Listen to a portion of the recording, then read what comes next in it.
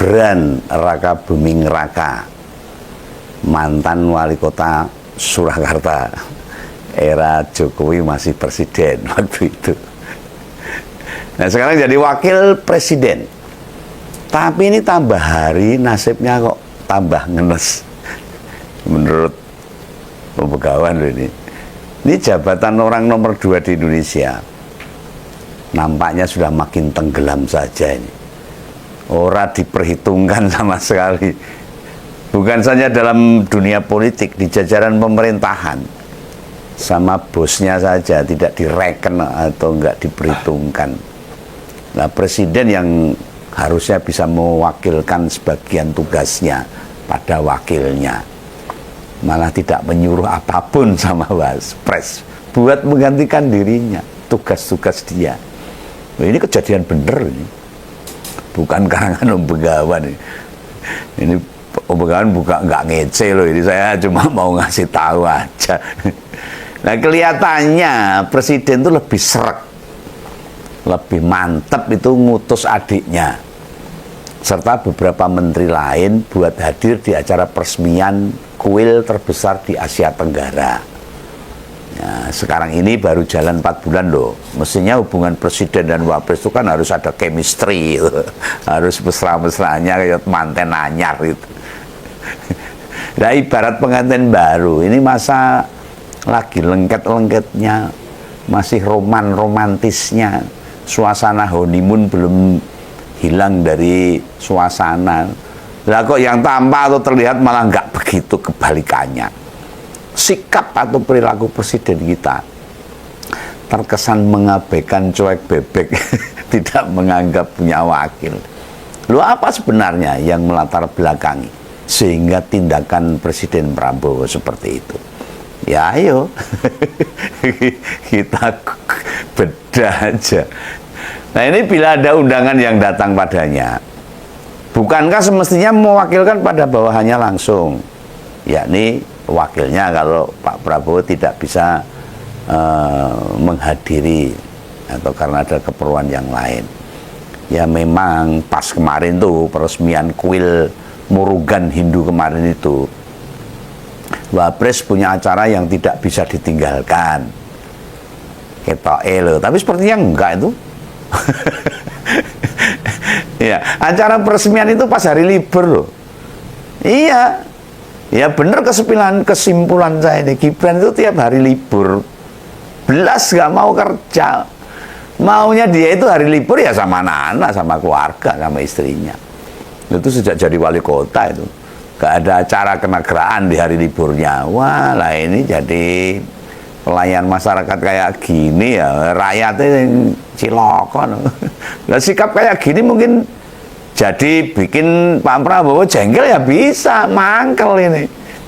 Ya ini jabatan tingkat nasional, orang kedua sa Indonesia, masa sih ada hari libur, harusnya kan 24 jam itu. Kita semua tahu loh, pejabat kerjanya berat. Iya mau digaji rakyat toh. Kalau kerja nggak digaji, Romusa ya mungkin enak-enak. Ini digaji rakyat loh, dari pajak rakyat loh. Ya tapi ya tetap butuh istirahat juga. Neng ya lihat-lihat. Pas hari kerja, memangnya apa sih yang dilakukan Wapres ini? Sudah 2 mingguan ini nggak nampak aktivitasnya dia. Orang nongol belas. Lapor Mas Wapres ya tidak ada geliatnya itu. Nggak nampak itu yang berkaitan sama rakyat loh. Dia nggak jedul tuh di berbagai bencana alam kemarin yang melanda Jawa Tengah, nggak ada. Atau di tengah polemik pagar laut. Lagian selama 3,5 bulan ini bola Bali hanya ngurus makan bergizi aja, dan itu tidak ada inovasi terobosan ketika makan bergizi gratis banyak masalah ya nggak ada. Dia mau ngomong apa itu? Ya paling-paling ya nyalurin bantuan ke warga yang terkena bencana. Itu juga cuma 1-2 tempat, tidak lebih dari 5 lokasi. Lah, jangan dibiasakan lah.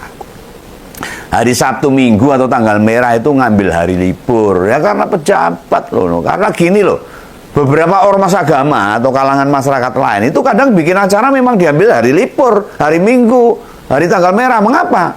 Dan nantinya kegiatan pas hari kerja, pejabat akan bilang nggak bisa. Alasannya ya bisa macam-macam. Dipanggil presiden, ada undangan dari Pak Menko, mesti peresmian ini dan itu. Intinya kegiatan pemerintah. Halo teman-teman, kembali lagi bersama saya di channel ini. Salam NKRI harga mati.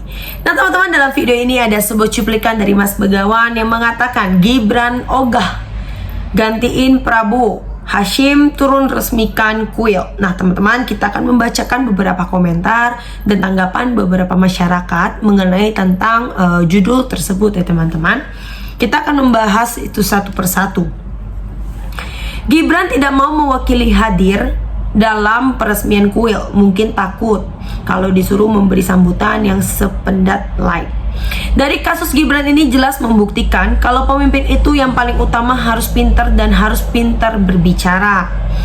Kalau ngutus Gibran khawatir tidak bisa memberi sambutan biar tidak blunder agar tidak bikin repot. Wakil Presiden Gibran mau hadir di suatu acara asalkan tidak disuruh ngasih sambutan. Mumet kalau diminta pidato, kalau bagi-bagi bansos paling depan. Kita malu punya wakil presiden. Jangan ditampilkan malu-maluin. Jangan ditampilin di muka umum, bikin malu jika dilihat dunia karena literasinya sangat minim banget. Yang mangkal justru rakyat, dan rakyatlah yang sepantasnya menuntut janjinya itu. Selanjutnya, soal kalau menugaskan Singanu takut ngisini. Selanjutnya, bungkus terus disimpan atau diumpet sekalian disembunyikan akan hal tersebut. Dulu yang milih siapa gini, ngakak aku tuh, lebih ngakak kalau inget reasonnya dia mewakili anak muda. Kapan lagi anak muda memimpin? Makan tuh alasanmu. Dipikir ngurus negara ini mudah, lihat dong anak muda yang kayak gimana yang kita pilih. Selanjutnya, mohon Presiden Prabowo besok kalau meresul para menteri, jangan lupa wakil presidennya juga di resolve. Dipingit supaya gantiin Prabowo.